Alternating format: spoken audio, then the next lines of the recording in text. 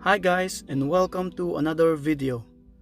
With the end of 2019 fast upon us, 2020 brings with not just a new year, but host of upcoming new motorcycles as well.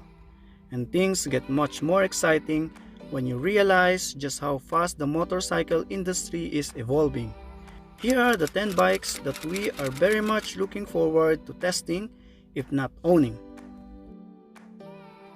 Established in 1911, Benelli is one of the oldest Italian manufacturers of motorcycles.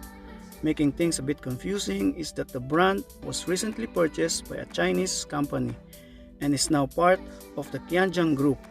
What's not confusing is that this year, Benelli introduced some of the very competitive motorcycles.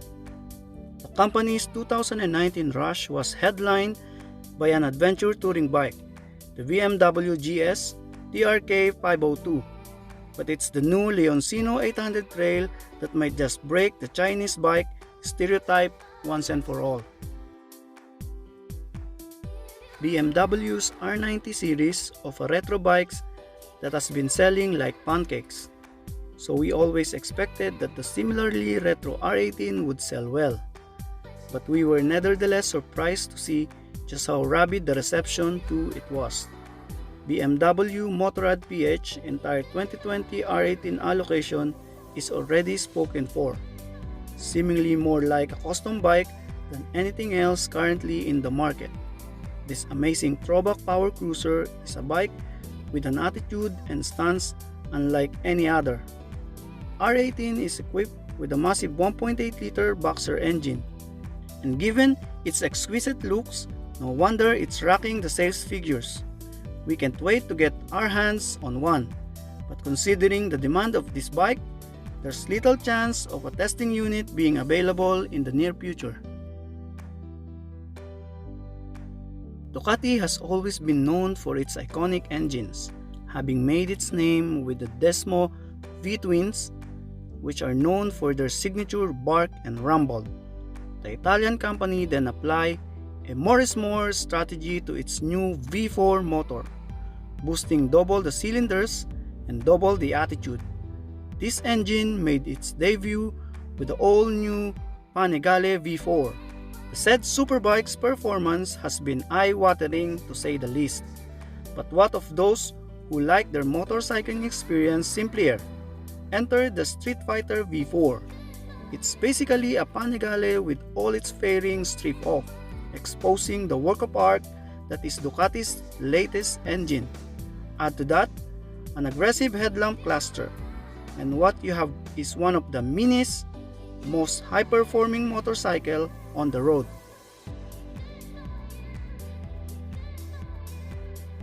Harley-Davidson is one of those brands that extremely traditional. There's arguably no brand as old-fashioned as the forebear of your midlife crisis bike.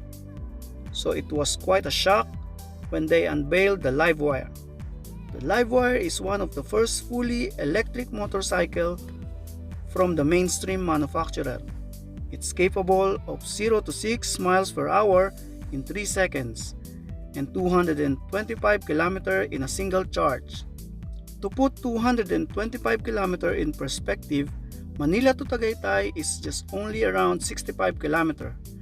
So this bike may just be a perfect blend of daily and weekend warrior. The reason there are 2 Harleys on this list is that the manufacturer has announced some pretty amazing motorcycles for 2020.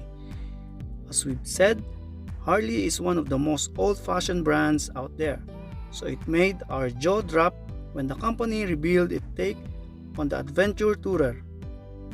Taking the plight of the GS, the Pan America is designed as a heavyweight all-terrain bruiser, powered by the all-new 1250cc liquid-cooled B-twin. This bike is a Harley's attempt to remain relevant in today's market and to take a piece of the lucrative adventure touring segment.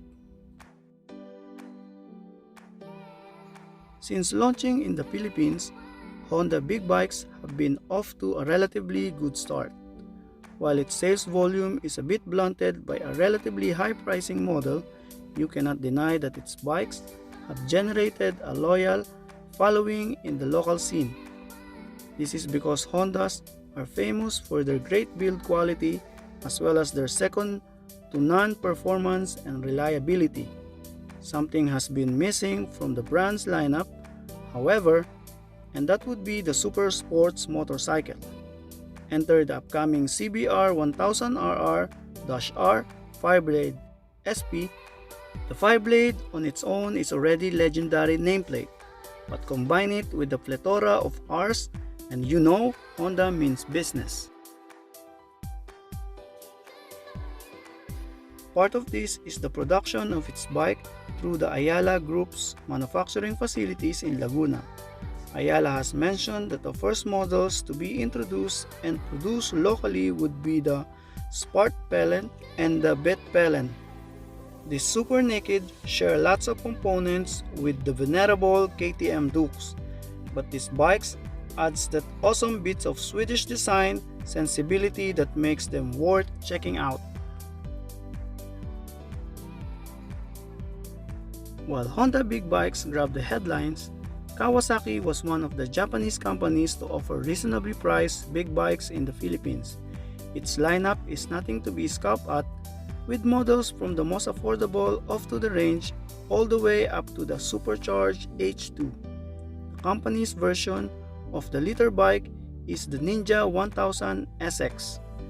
This may be seen as your typical Japanese liter bike until you see the SX designation, the model code that separates the brand's superbikes from touring models. This means that the Ninja 1000 SX is a super sports that boasts a more upright and comfortable riding position, offers better luggage option, and provides one of the most exciting combination of power and everyday usability in its segment. KTM is one of the most active premium bike brands in the country. Not only does it offer the full lineup consisting of anything from 125cc bikes all the way up to 1290s, it's also extremely aggressive in expanding its dealer network and production facility. In 2019, the company introduced its Baby Adventure model in the form of their 790 Adventure, based on the same platform as the 790 Duke. It proved to be one of the best reviewed bikes in KTM's history, coming soon from Austrian brand.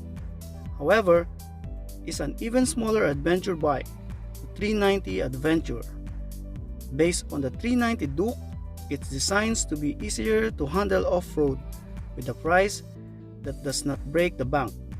While the 390cc engine would not be a highway legal, there's no doubt that the 390 Adventure would be a great alternative to the current solemn entry in the premium small adventure tourer market. Yamaha Teneres are rare sight on our roads, owing to a relatively high price of these large displacement adventure bikes. They are small but dedicated following. Thankfully then, the Japanese brand is set to offer the Tenere in 700cc soon, coming in at almost half of displacement of the bigger Super Tenere 1200. The Tenere 700 should allow for a more accessible bike overall, with better off-road performance. Based on Yamaha's existing and widely popular engine from the MT-07, this twin-cylinder middleweight should make the Tenere name slightly more common in a sea of Kawasaki Versys and Suzuki V-Strom adventure tourers. So, these are the bikes we're looking forward to see in 2020. Can't wait any longer to buy a new ride? Let me know in the comment section down below. Thanks for watching!